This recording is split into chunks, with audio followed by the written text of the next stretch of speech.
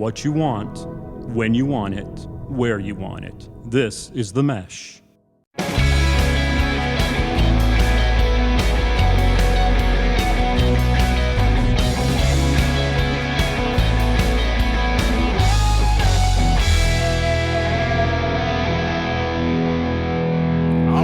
Hello and welcome to another episode of I Guess I'll Do It with Pat House, a comedy podcast where I talk to comedians and all sorts of interesting people. Today I have a guest I've never met before. Can't wait to dive into that. But I came across her Instagram and we'll get into the whole thing there. She has her own podcast, The Funny Thing Is, and a new special called Never Been Kissed. Today I have Nicole Burch. Thank you for being here. Hi, thank you for having me. Yeah, no, I'm super happy to have you here. I will just get right into it. You came up in my Instagram, bartending clips, and saw that you're a comedian, and I am a comedian and a bartender. I've been doing both for 20 years. At my same bar for 20 years, and so immediately when I came across your account, I just dove into it, and then I literally DM'd you like that day or the next day. I'm like, oh, we got to talk shop. Because yeah. I'm about those are two worlds. Yeah. I started at my bar in 2009. I took 3 years off when I had my daughter, but other than that, so about 15 years maybe. Yeah. Same spot where you are today? Yep. Same one. Okay. What kind of a bar is it? Dive bar. I mean, the owner loves to call it, a neighborhood bar, but it's a dive bar. Okay, yeah. I am at a public golf course. It's nice. Okay. No, okay, yeah. No, it's public. I said public. People, it's very awesome. Great regulars, great coworkers. It's working class. I mean, some people come in, very hard working class people, but some people come in thinking that like Tiger Woods is on the putting green. It's like chill, relax. Yeah, I've heard horror stories of friends of mine that have worked at like the Beverly Hills golf course, like stuff like that, and I'm like, oh, absolutely not. Most of my regulars are animals. So that's exactly what I love about it. But I absolutely loved all the stuff that you post. You do great, funny videos from behind the bar and at your work. And that stuff I need to start doing more. Like I used to post funny jokes on Facebook and Twitter. Hey, this customer said this guy did that. This woman was a total bitch. And I would like type the joke out, but you do such a great job of like presenting it in video form. And when I was doing looking at your account, I was like, God, I got to start doing this more. Yeah, honestly, if you just went back and looked through all of your Twitter and just did the action version of it, I'm sure you'd have a ton of content. Yeah, I do. And I always say this, I always carry a notebook on me at all times. And I am not exaggerating when I say this. I don't think a single day goes by where I do not write something down. And I have a list in my notes section of maybe 800 bullet points at this point of just something, everything. Well, I think you also have niche, right? Because it's a golf course. Like you could have a lot of fun with that. Where mine, I think I probably need to fine tune it a little bit more because I think the last one I did was, the garnish tray. That one still seems to be getting a lot of hits where I talk about how customers just reach over and grab their own garnishes, which is get your fucking fingers out. Get it out. So fucking disgusting. And I cannot stand it. And like, I have seen people like lick their fingers before grabbing a cherry. And I'm like, what are you doing? Like, they're like, oh, I was just like really excited. I'm like, I'm going to throw up. Excited. It's fucking lemon, limes, and cherries. How excited could you be? Go to the grocery store. Like, I don't know. I don't know what to tell you. So like doing that video, which is now the people that defended that, made me laugh so hard. They were like, well, then you better garnish my tray right or garnish my drink right. Or I bet you have dirtier fingers than we do. And it's like, no, we don't, dude. No, we don't. Our hands are in sanitizer half the shift. So sorry. Every 7 minutes, my hands are in a sink. I know. And they don't understand that. I'm like, you guys go to the bathroom and don't wash your hands. I don't want to hear it. And also you guys are drunk. We're sober. I mean, sometimes, some of the bartenders drink, but so when I started doing that seemed to be doing pretty good. And then I did a nurse character that took off, which is so weird. It's so weird. But the bar stuff and doing comedy, I think I'm kind of figuring it out. Like like a lot of those have good views, but it's like you watch some TikTok people that have like 10 million followers and they're real bartenders just telling you how to make a drink. And sometimes they're a little fun. And I'm like, did I miss the mark on this or something? It's and crazy. They don't even have like big personalities. They're just like, which is great for them, but they're like, hey, so we're going to make this, we're going to pour this. And if you guys want to use a jigger, this is what jiggers do. And I'm like, 10 million. And then they're backed by all the liquor companies. It's like a legit tutorial, but I just want to see the funny content. Yeah. Yeah. I need to dive deeper into it for sure. Yeah. Yeah. So, we have never met. I've had a couple of podcast guests I've never met, which I think is kind of cool because we get to know each other here. So I want to hear about your comedy backstory. Yeah, sure. Where are you from originally? I'm originally from Kansas City. Okay. Very good friend of mine is Chris Porter. I tour with him a lot. So I've known Chris since I was 15 years old. I saw that on your Instagram. Yep. So what? Yeah, that's so crazy. I live in Philly. I just did the Punchline with him last month. I'm with him in New York next month, and he's very good to me. And we have done a lot together the past couple years. He's lovely. He let me open for him in Kansas City. The first show after the pandemic. I love Kansas City. I've done the Improv a couple times, and I did the Uptown with Dan Cummins last year, and that was fucking off the charts. Uptown's that was dope. Oh man, it was so awesome. Yeah, it's a good. Kansas City's cool. I've been to Kansas City a couple times, like 4 or 5 times for shows, but I'm in St. Louis like twice a year, which I'm not bragging about that.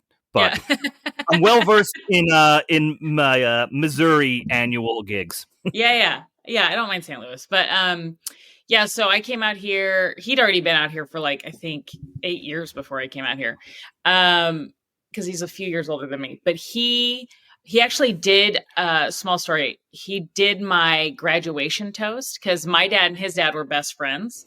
Scott. So Scott Porter, Scott and Carol. And so he did my. I think he had a little. He knows about this. Well, he was there, but he had a little bit of a crush on me, and so I had a high school sweetheart named Jimmy, and so I had asked Chris, "Will you do some stand up for my?" High school graduate. He's like, sure. And he was so excited. And then he came and he did it and didn't realize we were having a joint graduation party. So the whole thing was him going, no, it's cool. I'm super glad to be here. And Jimmy's here too. That's exactly what I want. But it was so self-deprecating and funny. I've always such a career crush on him. And he's such a good human. He is and super so funny too. He's one of the comics. Funny. Like we, worked with him a lot the past couple years, and he's one of the few guys I can actually watch. Maybe not all 5 shows, but I'll watch 3 of them and watch the entire show. I will sit there and I just sit there and take notes. I'm just like, oh, he changed this. Oh, he switched this order of the joke, and like, how did that work? And it's like they all work. They just like some hit better or less, but they still all work. Yeah, we're like, where did that bit come from? Like, we'll do Thursday through the Saturday early show, 4 shows, and then Saturday late show, he'll just whip out 2 things off the top. I'm like, where the fuck were they? Yeah. All weekend. Yeah. So did you start in Kansas City? No, so I came out to Los Angeles to be a serious dramatic actress. That lasted, I'm not kidding, 48 hours. That lasted 48 hours. Because somebody told me about. Actually, I was trying to decide in Kansas City, I was doing acting, and my acting coach was like, you need to pick either you're going to live here forever and do like small theater, or you're going to move to New York or Los Angeles. And I was like, well, I like warm weather. So I watched a show on HBO. It was like a sketch pad. Called Sketchpad. And there was this guy named Jeremy Rowley on it, and his character was phenomenal. And I was like, well, where does he study? And they were like, oh, he studies at the Groundlings in Los Angeles. I had no idea what that was. I didn't know if it was a school, a conservatory, a theater, whatever. Mm-hmm. So I came to visit, saw a show, fell in love, said, well, I'll be a serious dramatic actress, but in the meantime, I'll also like try some comedy. And I knew, like, you kind of know, like, you got a sense of humor. Like, I knew I was funny, but that's not what I wanted to do. I auditioned my second day out here, got in, which, by the way, is not that. It's not like, oh, I got in. It's a business. They want your money. They just want to make sure you're not crazy. Okay, so it's not like so I get into the Groundlings Theater, and then I worked my way up. It took like it takes forever now to get, I think it's like 10 years now, but for me, it took 6 years to get to the Sunday Company. So I was performing a different show every Sunday night. great training ground for Saturday Night Live. SNL would come and recruit from our shows. Nobody from my group got picked. A few of us auditioned, but nobody got picked. And then the next year, Heidi Gardner got picked, which was she's also a Kansas City native. So she's killing it. I did that. Then my time at Groundlings was done. I wrote it wasn't a one-woman show. It was a show called The 7 Guys You Date Before You Get Married. I thought I was going to do that for one weekend. It ended up running 15 months at the Groundlings Theater. That kind of changed the trajectory of everything. And so I got a lot of great representation. I sold some scripts, did some national commercials, all that stuff. And I was like, oh, it's happening. It's the big. And then somebody came to me in 2018 and was like, no, it was 2017. And they were like, hey, go with me to my friend's show. He's doing stand-up. It's kind of like an open mic, but not really an open mic. Like the headliner's going to be great, but the open mics leading up to it are hit and miss. And I was like, okay. What a selling point. I was like, this sounds great. How much? $25. Okay. And so we go, and the show is great. There were like 2 people that had never done it that still had their like paper in their hands, but everybody else was great.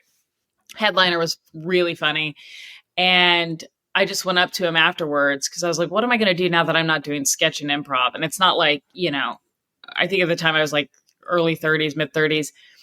I was like, eventually you're going to run out of steam, right? Like I'm not going to be a 50-year-old getting paid for improv. So, I mean, some people do it, I guess, but I said, let me try stand up. And so I talked to the host and TK was like, hey, I'll put you on. Why don't you headline next week if you can bring in 20 people? And I was like, oh, is this what they call a bringer show? And he goes, yeah, this is what they call it. I was like, cool. So what he didn't know was I had a big following from the Groundlings. So 85 people came to see me that following weekend. Wow. So, and it was a great show, but I used all the material I had in the 7 Guys You Date because it was like a stand-up. It was like a monologue mounted with sketch comedy. So I just used the stand-up portion of that, and it did really well. He just kept booking me. And so I think he started giving me like 25 minutes. And it's a nice chunk of time. That's a great chunk of time. It's a great chunk of time, especially when you're just starting out doing stand-up comedy where, you're lucky if you get 3.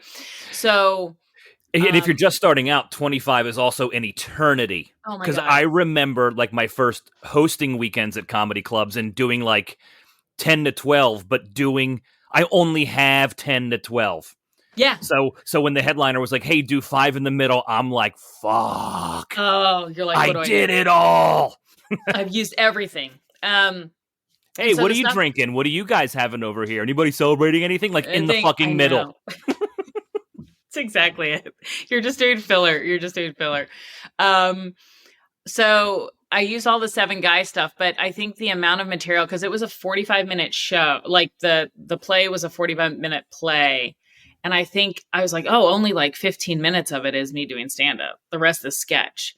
So I'm like, oh, I don't have as much as I thought. So I had to start adding in some stuff and talking about dating in Los Angeles. That kind of stuff did really well. And that was kind of my whole shtick, was like, how hard was dating in LA? And, that's, every female comedian's shtick for a while. Tell a few blowjob jokes and wear a fedora and quirky glasses and a plaid shirt. Like that's, I fit the criteria to a T. Like I had the uniform, I had the blowjob content, like I was ready to play. And then you kind of realize, oh, you can't fall back on that for everything. So you got to be just funny. So I did that for a while. And then I had one story about a guy that I went on a date with who was a celebrity, who was my celebrity crush growing up. Like when I was 17, I watched a movie called Never Been Kissed with Drew Barrymore. He was the lead in it. His name's Michael Vartan. I meet him at a party. Yeah, look him up, Michael Vartan. I can see his face, I think. If you watched Alias with Jennifer Garner, he was also the lead in that. He was her love interest. And then he was opposite Jennifer Lopez in Mother-in-Law with Jane Fonda.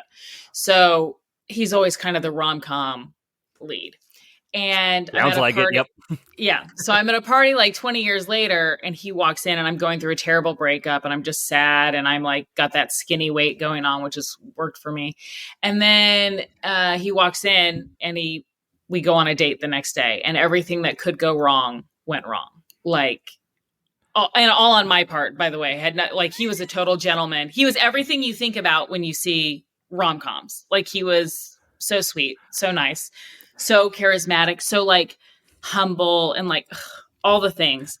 And everything that could go wrong went wrong. And so what went wrong on your end? That's well, so this was my first comedy special, aptly titled Never Been Kissed. And my sister, who's a stylist, came over to style me. She spilt some homemade essential oils on me, and it smelled like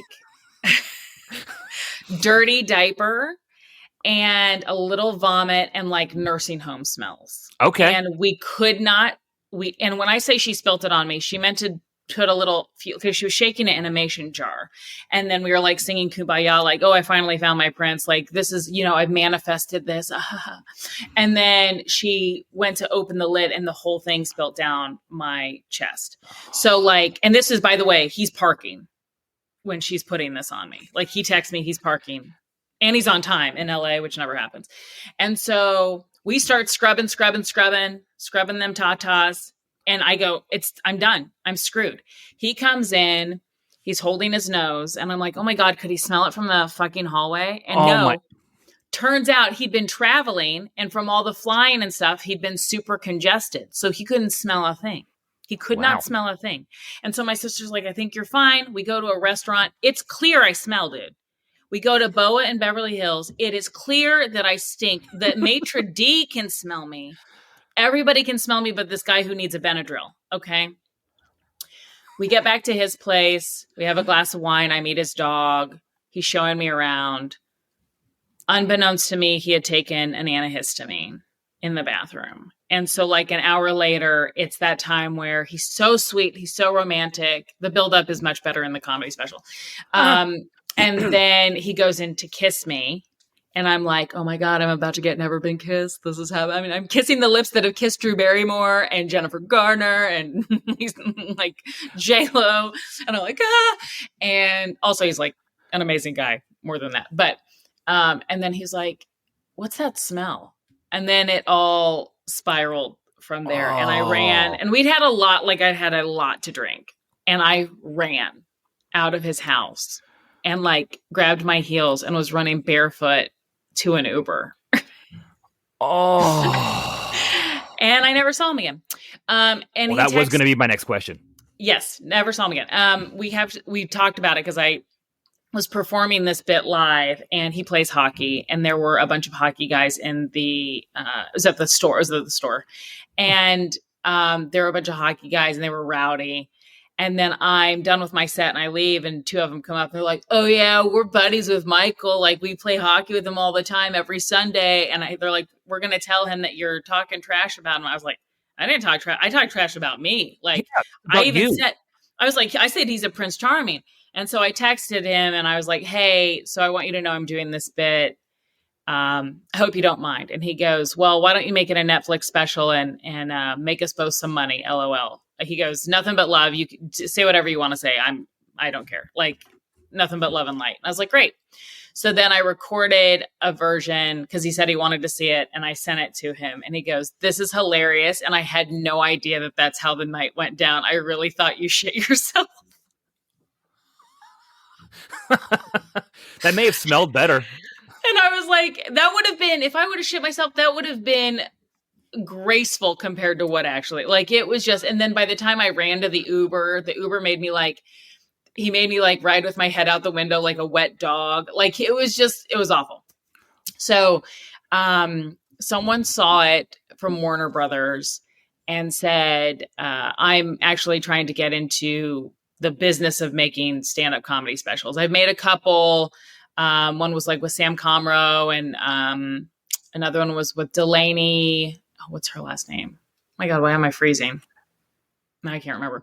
And he goes, but if here's the things I filmed. would you be interested? And I was like, well, I don't have anything to talk about. And so he saw a few of my stand-up shows and he goes, you're funny, but like, you know, I don't need another woman talking about dating in LA. And I was like, okay. I go, well, then let's just forget the idea. And then he came to a terrible show I was doing in Glendale, like this hole in the wall. But I was doing it for a friend. And I'm there and I'm starting to tell the Michael Vartan thing. And he's like, I can see him in the audience, Pat. I can see him in the audience on his phone, texting a mile a minute, just texting. And I'm like, this guy is bored as hell. Which makes you go psycho because... Crazy. I lose it. And I'm like, okay, but then the audience is into it. And the women, because they all know who Michael Vartan is, they're going like this. They're on the edge of their seats. I get the light and I look at my friend Doug who booked me. And I was like, okay, so let me wrap this up. And Doug just yells, run the light, forget it, just keep going. And so I was like, can I do another 10 minutes? Which you never hear in comedy, by the way. Ever. And so he goes, just keep going. So I keep going. Then I get off stage. So I was very confused because this guy seemed bored. His name's Corey Craig. He seemed bored. And I was like, so I go, hey man, again, you did not have to stop by for this. And he's like, well, I had a business meeting next door, so it was fine. I go, sorry about that if it's not your cup of tea. And he goes, no, I just sent you a text. And I take out my phone, I open it. He'd been texting me everything that I'm going to be talking about in the comedy special. And he's like, wow. This is it. This is the story. You're just going to tell this one story. And he goes, and that's it. He goes, save all the other fodder and like save your blowjob jokes. And I was like, okay, cool. They're not working anyway. And then, so we ended up filming that, self-producing, all that stuff, met with Comedy Dynamics. And then they distributed it. And I met them through Chris Porter because he was like, look, it's, not a great contract because they take a lot of it, but they are going to get it distributed. And he goes, you just started doing stand-up like 18 months ago. So like take the win. And I was like, let's do it.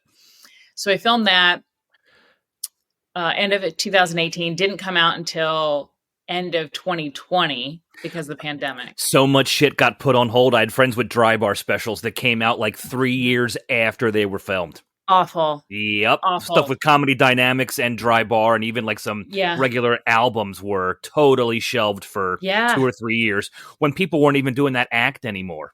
Yeah. Oh, I was literally promoting that special. I had a kid. Like I had a 6-month-old baby when I was promoting this, me talking about how hard dating is in LA.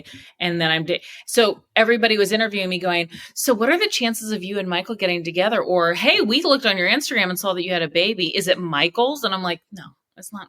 No, I had a whole lifetime between that story and now, you know what I mean? So that happened. And then Comedy Dynamics reached out again about a year ago and said, do you have an hour? We'll pay you. And I was like, oh, you'll pay me up front? I'll take money. I like money. And I was like, I have a whole upfront money. And so I said, I have about an hour on me becoming a mom. And they were like, I think that's what they were reaching out to me for, was because the mom content seems to be doing really good. And there's only a certain amount of female comedians that are moms. It's more of a niche group of us. Yeah. Ali Wong shot her special pregnant. 2 of them. 2 specials pregnant. Oh, I didn't know about the second one, but I just had Tammy Pascatelli on last month. Yeah. And she was the last of that era that like hid her pregnancy the entire time. Yeah. From the industry. We talked about that a little bit. Yeah. Yeah. Allie helped us out. And then I think Amy Schumer did one when she was pregnant too. But that was after Allie. Like Allie's the one that I think broke that. Yeah. And she killed it. But so this was, so I told the story about how I got pregnant from a one-night stand with my friend Craig, which is absolutely insane. Like, I'm old enough. I've had sex a few times, not even slightly worried, not even a moment of maybe there's a chance, nothing. So that happened. And now we have a 4.5-year-old. So kind of telling that story. They liked it. We filmed it. And again, I don't know why it takes them so long. Granted, look, like Tom Segura, because he did that documentary on his special, I think it showed from the time he shot it to the time it aired, 9 months had passed. Mm-hmm. So I was like, oh, okay. So maybe it's not that bad. Mine was 11 months, which felt like forever. So we shot it last April 8th, and it just came out March 5th. Oh, so, okay. Yeah. A year not drama. Yeah. Nice. Tom, you know what? Tom was the first person to bring me to Kansas City. Was he? Yep. Long story short, we met in Portland. Snow canceled half of our shows. It sucked. He's like, hey, I'm headlining Philly later this year. Come feature for me there. So I featured for him in Philly here where I live.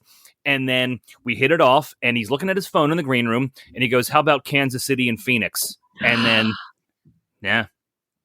Oh, I love that. Yeah. So and then the Improv brought me back, and then Dan Cummins brought me back twice. So, so you mentioned Segura. He's the reason why I did KC in the first place. Yeah, I'm trying. I really want to. I love Christina and like her because she did some mom specials. Mm-hmm. She did some, and so I'm like, oh, I really want to get on where my mom's house. Yeah. Where my mom's at, her version of it. Yeah. But I think she's taking a break from it. And I was like, no, the one week I reached out to her and asked if I could book, and then she's taking a break or something. But they have so many offshoots from their podcast company. I feel like every time I open Instagram, I see it's a new one. Yeah. Yeah. But they got a great thing going there. Dude, they're doing it. They're killing the podcast game. Oh my God. Jesus. Dude, it's incredible what they're doing. It's awesome. Yeah. And it's insane to me that Tom and Bert have their own vodka now. Insane. What is it called? Los Osos? Dos Osos. Two bears. That's it. Yeah. That's what it was. Oh my God. It's so great. It's crazy to see that success because I was opening for Tom in comedy clubs when he wasn't even selling out. So it's crazy to just like as an outsider. And I spent a couple years back in the mid 2010s opening for Sebastian when he was still in clubs. And it's crazy to like see these guys sell 60 tickets, then 100, then come back and sell the weekend out, then do like theater. It's weird to watch it from like a front row seat. So since you have that, because I do not have that experience, do you have, did you know? Would you say that you knew that they had something? Yes, because they were so good. They were selling out, adding shows here and there, and then they were just murdering. And when you add that second show on a Sunday or a Thursday late show, you just know, a year from now, they're not going to be at this club. They're going to be at the 2,000 seater and bang it out in one night instead of 4 nights and 6 shows or whatever. Yeah. I think there's an interview on one of their podcasts or somebody was interviewing Christina, and she was like, was the other person asked, was he always that good? And she goes, he's consistently. Oh, she goes, I've never seen him bomb. She goes, there might be some times it doesn't hit as hard. And she goes, but he's always been that good. And he's always been 45 years old. Even when he was 21 years old, he looked 45 years old. It's so true. It's so true. When I see pictures of Tom from 15 years ago, I'm like, that's the Tom I know. That's the Tom I know and always picture up here. And now he's fit and dude, I'm just amazed in general how many comics are able to do arenas now. I think there's 12 or 15 comics that can go anywhere in this country and literally do a 25,000 seat venue. Yeah. It's wild. Yeah. It's insane. Wild. All right. I wanted to go back to some of the bartending stuff because this is where my life is every single day. Do you advertise the stand-up or the comedy at your day job? I only do it so the venue that I first got the opportunity at, when I said I had a big Groundlings following, I probably should specify that the Groundlings following were also my bar regulars. Okay. So they would come to all my shows. They loved all my shows. So they are still to this day a really big support system. So I would tell them, but I get so weird. And it just happened the other day, 3 days ago. This girl comes in and she's gorgeous and young and 20 and cute. And somebody goes, oh, when are you going to Chicago? And I was like, oh, I'm going the first week of June. I'll be at Zany's. And she goes, oh, wait, where are you performing? And I go, Zany's. And she goes, oh, I'm a comedian too. And I literally almost shut down. And I go, oh, okay. Because I don't know what it is. I don't know if you have this, and it's not a big fear, but there's one thing to be oh, let's open up this door and tell you that I'm a really good comedian. I'm so talented. And also, would you like fries with that burger? Like there's something that rips my soul in half. And I don't know what that is. I feel it in my bones. Okay. Because this is something I literally have talked about this in therapy. Just like the dichotomy of like getting compliments, getting praises, getting asked questions, getting asked fucking stupid questions. Do you know Seinfeld? You ever meet Larry the Cable Guy? I'm like, fucking no. And then being like, oh, so that was 2 Miller Lights and 2 Corona Lights? Am I right? Okay, all right. Yeah. Yeah. But it was twice last week. It was I got How's Your Hobby going? What? Oh yeah, some people don't know, and you can't fault them for that. But like, I still get angry. And like, okay, one of my biggest things that really sets me off, that makes me angry and really makes me upset, is when people bring it up that like I know and like and trust, but they'll bring it up in front of people that don't know, and now I just feel awkward. Like, I'll do stand-up in front of 5,000 people. I don't fucking care. But when someone's like, oh, this is Pat, he does stand-up, I want to fucking dry heave. Dude. Because now, that's okay. We need to come up with a video, because this is the video we need to come up with. We need to start our own podcast and only have other comics that bartend or serve on it. That's it. Because there is something about, and I think they mean well, and sometimes I think they don't, where they're like, hey, this is Nicole. She is the funniest woman I've ever... Now, you know when it's genuine. Like, I have a friend of mine, he's on General Hospital.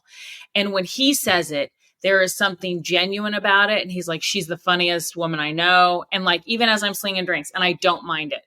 But when it's like, do you know she's a comedian too? It's like, oh, God. It's like, I don't want to be here.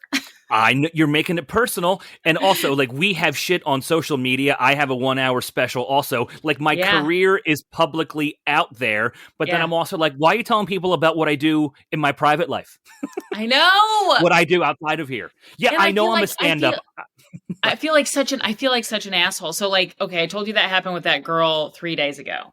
And so somebody knew her. And I feel bad because I was kind of cold to her. And that's a great word. Sorry to cut you off. You get cold. Like when people bring it up or down. I feel uncomfortable, I nix it. And I'm not gonna say I become a master at it, but like I'm becoming a master of changing the subject. Right. Since it's a golf course, people will be like, oh, comedy stand-up, like, hey, how'd you play today? Yeah. What'd you shoot? Beautiful weather. Great day to golf. Yeah. I mean, there are so many times, like, somebody, I can even picture it where somebody's like, oh, do you know she's a stand-up comedian? And I'll be like, yeah, I know. It's so much fun. What would you like to drink? Like 1,000 times a day. What is that about us?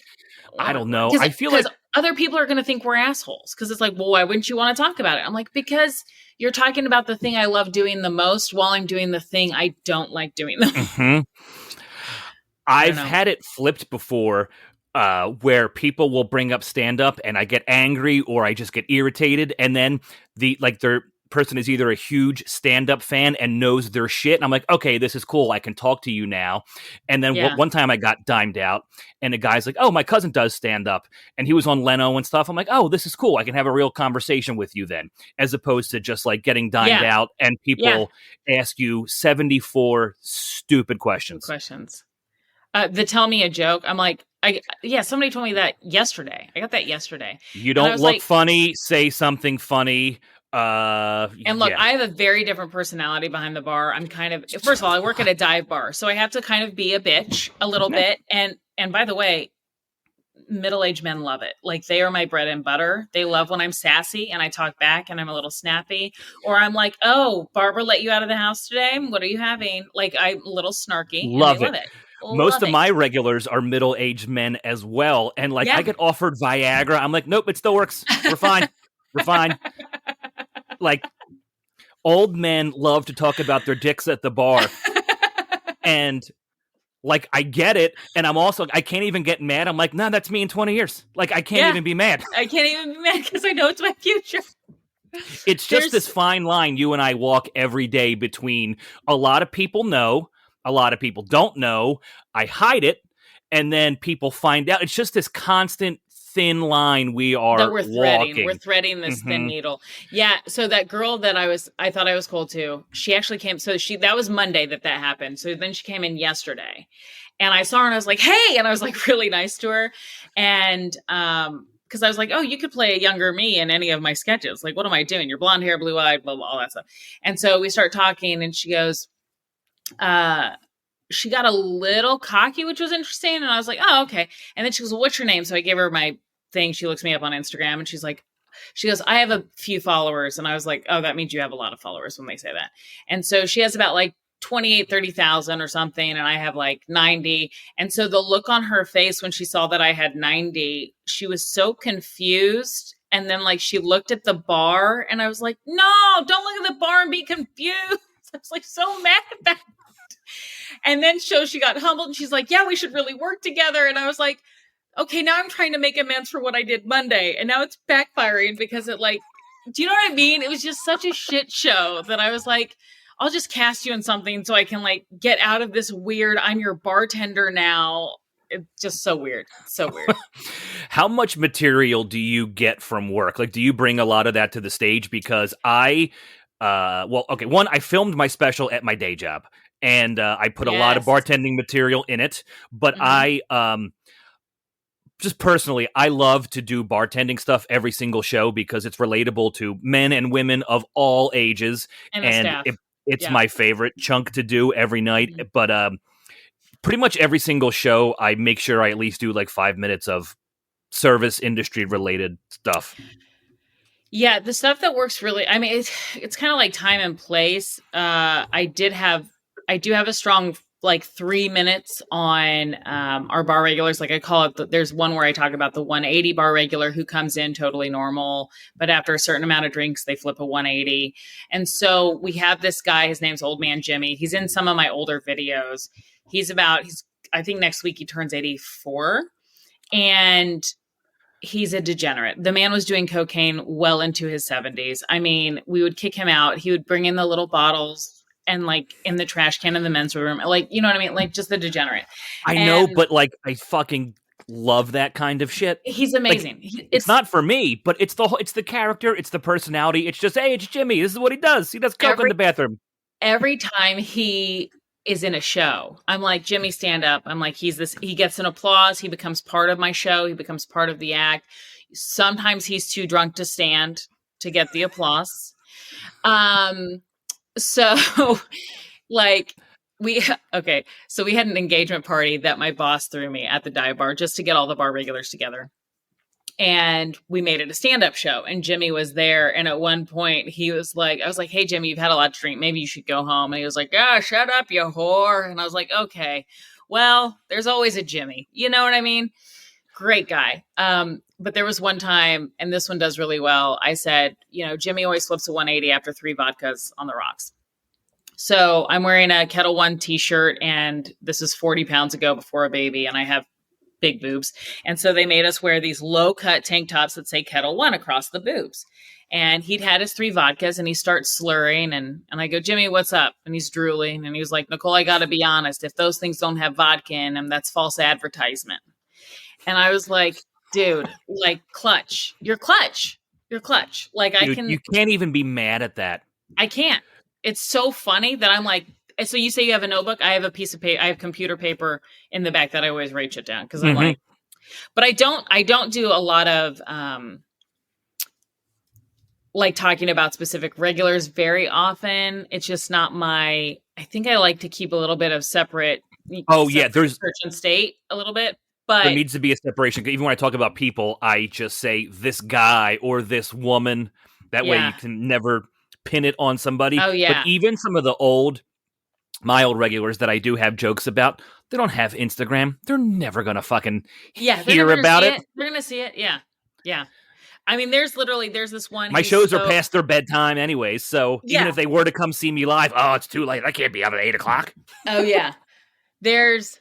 because golf's an early game. I think there's one guy, his name's John, and he's as misogynistic as they come. And like, look, I work in a dive bar in the Valley during the day shift. Like I'm around misogyny all the time. I think it's funny. It doesn't really bother me. I'm not like this diehard, like, how dare you? But the stuff that comes out of this man's mouth is so egregious. So I've literally decided to do a character based on him, where I bought a suit that looks like him. I bought a mustache that looks like his. I'm putting my hair in a tight little ponytail that like it looks like a rat tail that looks like him. And all I'm going to do is quote verbatim the things that he has said to me. That's it. That's going to be the video. That's going to be the bit where it's like things that men have actually said to me behind the bar. Like I don't mean like, oh, somebody's called me sweet tits before. Like that stuff happens. Who cares? But with John, it was like, hey, I like the frame on you. Come over here. Come over here. If you want that tip, you're going to have to feel the tip. Like, just like the, and I'm like, you're 80. You're like 75 years old. Like, what is happening? And then like the whole women should shut their mouth and stuff. It's great. Dude, that sounds hilarious though. Yeah. I mean, so for me, like when I pull material from work or just from everyday life in general, like nothing is funny to me without being angry or annoyed first. Like I get really heated and then like, I'm sure I shouldn't say really heated. I act like I have like anger issues. I don't, but I'll be like, fuck that person. This woman is being such a bitch. And then 5 minutes later, I'm like, oh, that's really funny actually. Yeah. So it goes from like, it's a really, and that happens at work hourly. Yeah. Yeah. Hourly. I think I'm similar to you when you're like, I actually don't get that angry. Like even when I said that I was cold. It's more annoyance. I shouldn't say angry. But even when I said that I got cold to that girl, she goes, oh, I go, sorry, I was a little off on Monday. And she goes, oh no, I didn't even notice. And I'm like, I'm like, yeah, well, I know how I felt though. I felt like I wanted to shut it down fast. Yeah. So are you just the day shift? Yeah. So I have a kid now. So it used to be, I mean, I'm very lucky where I work. I have very generous regulars. Me too. And so, I'm lucky. I only have to work Monday, Wednesday days. Nights with a kid, it's just not possible. I mean, she wakes up at 6:00. So I tried one of those shifts and I was not a good mom the next day. So, but even before that, because I was, like you're touring, you're doing all the other stuff. So you're still making money other ways. But for me, I used to work Monday nights and Tuesday days. So a clopen, right? Mm-hmm. And that's all I needed to do. And now I have a kid. And so I had to go back to doing it because her preschool is expensive. But yeah, just trying to navigate all of that. But I'm very lucky at the bar. Like the regulars are amazing. That's really cool that you said that because I feel the exact same way. I've been at my same spot for 20 years. I would say 80% of my business are regulars. There are amazing men, amazing women. We have a golf league of ladies on Tuesday. I love my Tuesday ladies. Oh, I bet they eat you up. I love it. Oh, it's so fun. And with a lot of them, every Tuesday we say, see you next Tuesday, and it never gets old. They're decades older than me, and they're all like, see you next Tuesday, and we just fucking laugh. Oh, dude, I love that. But I have amazing regulars, amazing coworkers. I do annual shows at my country club, and all my regulars come out. I bring the show to them. I book 2 of my friends. They open for me. It's like, I used to hate the fact, like, it would bother me that I wasn't, quote unquote, doing stand up full time. But I was like, I have 2 jobs I really like a lot. Yeah. Like, it really took me into my 30s to like really appreciate the bartending more. And like, granted, there are bad days and annoying people, but like, I really do love it.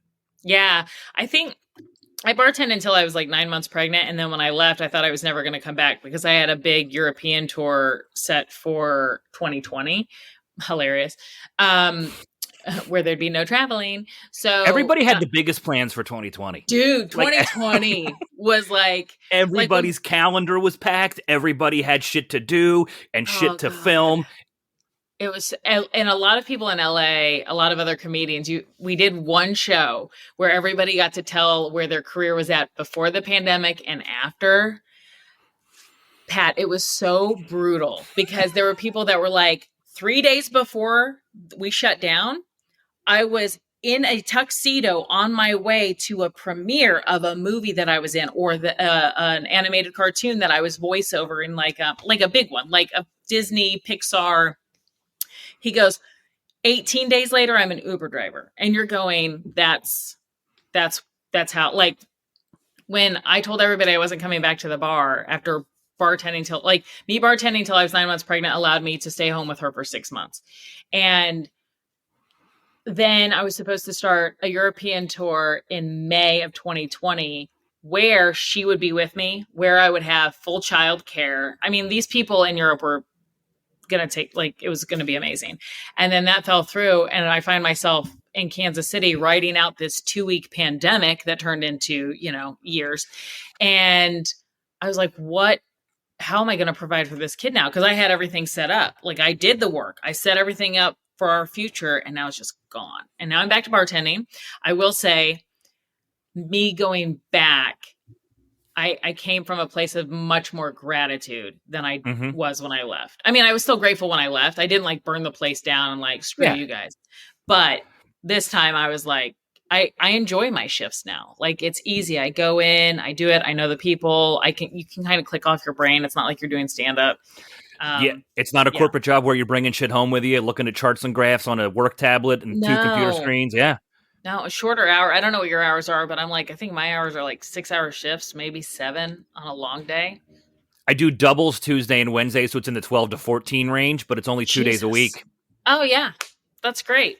Leaves Thursday through Sunday. Again, there's something about that 2 days a week that's liberating. It's optimal it's perfect for stand-up because it leaves all my weekends free to travel and do weekend shows, and it doesn't interfere at all. I rarely have to take off a Tuesday or Wednesday. Yeah. If I fly in on Mondays and my shift starts at 10:30. So I'm usually landing at 7:30 or 8:30 and then just go straight to work. And that's kind of a rough night, Monday night. I have taken so many red eyes home and gotten to Philly airport at 6 a.m. I have my work clothes in my car. Yeah, I know. But you get it done. And you're like, but I still got to do the best. I still got to go do Absolutely. stand-up. And that's a weird thing, too, because in a bar, you have to do all sorts of stuff. So it's 8 hours ago, I got a standing ovation, and now I'm literally mopping the men's room. It's very humbling very quickly.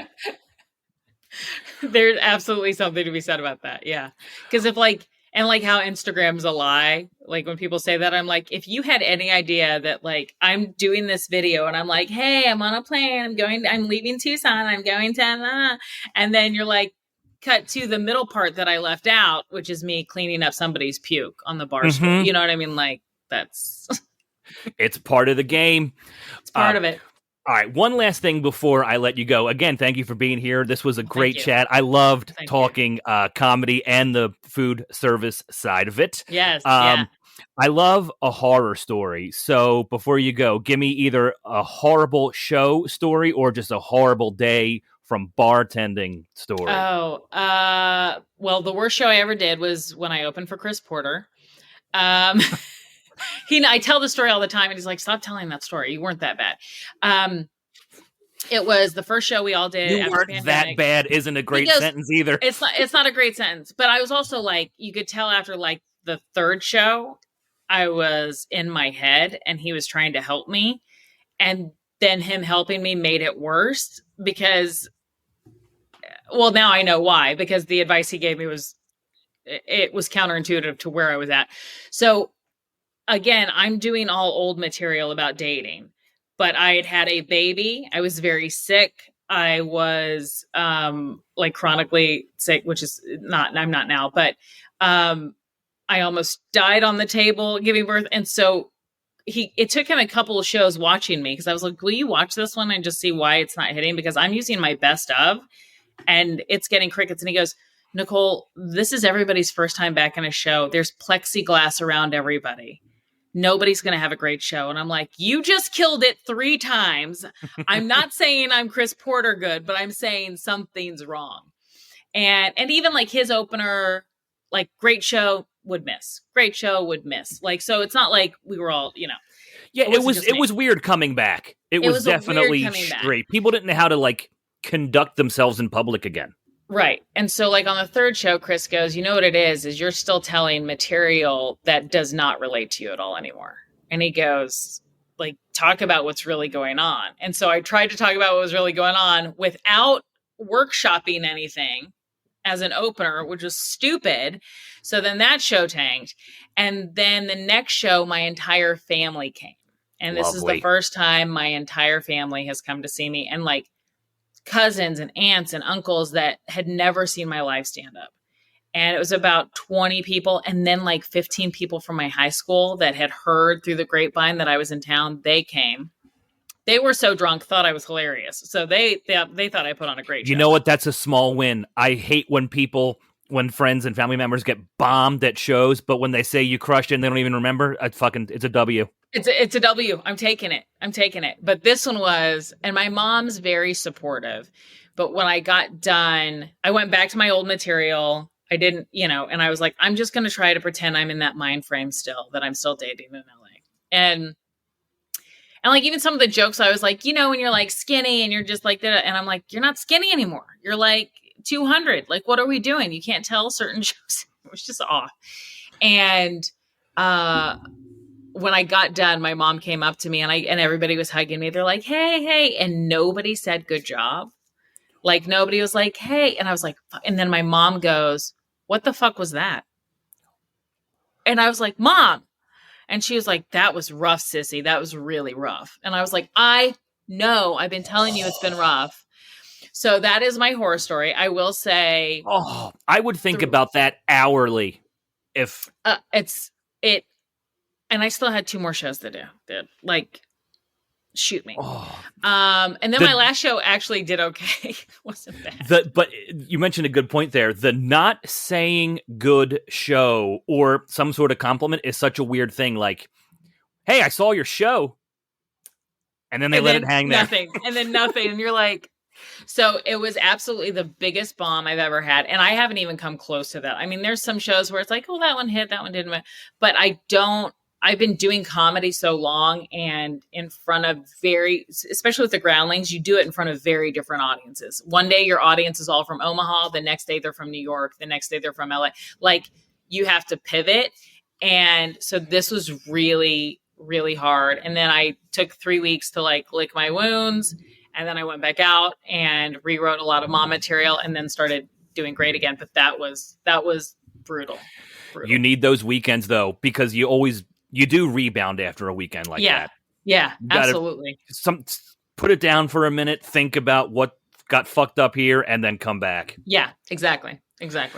Dude, thank you so much for being here. It was great meeting you. It was great talking to you. Plug all your socials here real quick before we go. Yeah, so at Nicole Burch Comedy on pretty much all socials, and then at The Funny Thing Is podcast as well.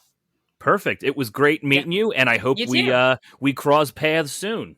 I hope so too. Thank you, Pat. I'm due for an LA visit, so I'll swing by your bar. Please. Oh my God. I would love to. Yes. All right. You got it. Nicole Burch. Thank you so much for being here. Bye.